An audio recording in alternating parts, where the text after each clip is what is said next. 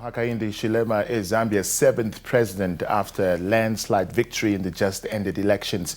Hichilema, affectionately known as HH, beat the incumbent president Edgar Lungu by scoring more than 2.8 million votes against 1.8 million for the latter. The challenges that Zambia is facing are quite stark, and this victory is but the first step in what is going to be a challenging turnaround. To give us an analysis of the latest developments in the Southern African nation is Dr. Alex Ngoma, a lecturer of political science and public administration at the University of Zambia. Very good evening to you, Doctor, and thank you so much for joining us. Good evening, and thank you for having me tonight. Firstly, one can only imagine the mixed bag of emotions that are going across the country as many people are celebrating, and well, some are not celebrating. It's a stark difference of the agony of defeat and the joy of victory for some. What is your overall impression of the electoral outcome? Are you surprised? I am not actually surprised. What I would like to tell you is that the outcome of the election actually constitutes a shock defeat for the outgoing Patriotic Front. I call it a shock defeat because the outgoing president, Dr. Edgar Lungu, and this party never actually anticipated the loss. Considering the numerous infrastructure projects that they had undertaken, they were very, very sure that the people of Zambia would give them another term of office to run the affairs of this country. So that is one side. The other side is that the incoming president and his supporters were actually agitated. They were very impatient. They were very unhappy about the things that were going on in Zambia. And therefore, for them, it is a time to celebrate. In a brief televised address to the nation, Lungu conceded defeat and said he will comply with the constitutional provisions for a peaceful transition of power. What did you make of that move, particularly given the fact that Lungu cried foul, calling the elections not free and fair? And the awkward thing here is usually in elections when another party is accused of rigging, it's usually the opposition accusing the ruling and not the other way around. Yes, indeed. President Lungu did concede defeat, but I want to tell you that he had to do that because he had no choice. The nation actually expected him to do exactly what he did.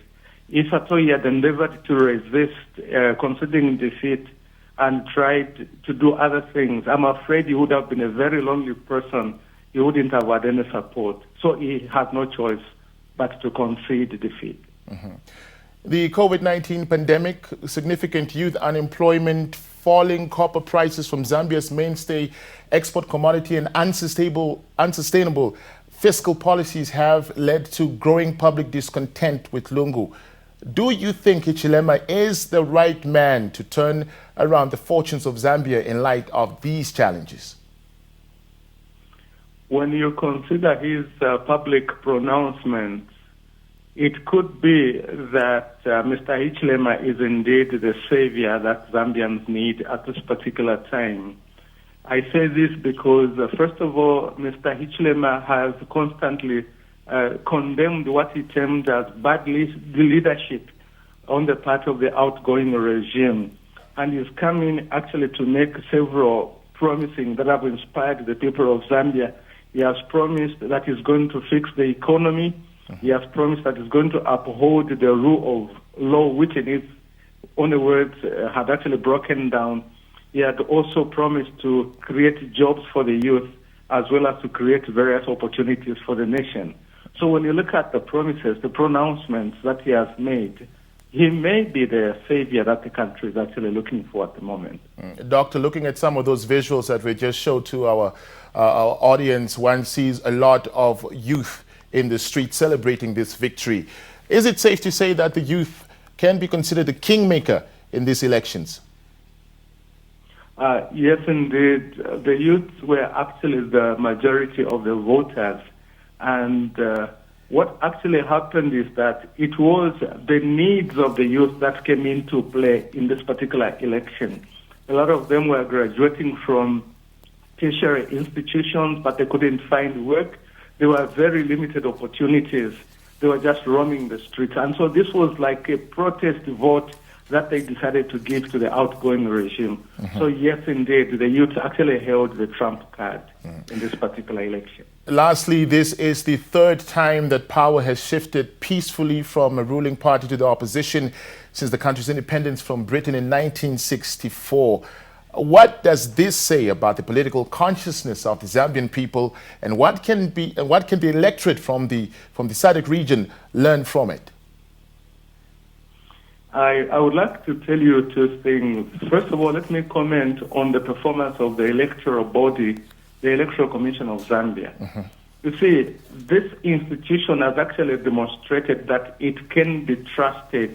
It is not to be manipulated by the incumbent, and therefore it always announces exactly who has won the election. Now, coming to the people of Zambia, it is important to remember that power actually lies with the people all the time. Power is in the hands of the voters. They can and have used it very, very well to change leaders in line with the prevailing times. So when things are good, they will use their power to keep their leaders in place. And when the challenges are mounting, then I'm afraid they have to use their power to actually change office bearers. That is what we have seen happen in Zambia at this particular time. All right, Dr. Alex Ngoma, thank you so much for your time. Highly appreciate it. It's a pleasure talking to you. Thank you very much. All right, much obliged. And that was Dr. Ngoma there from the University of Zambia, giving us an analysis of the just ended polls in Zambia, seeing Hichilema being the victor of those polls.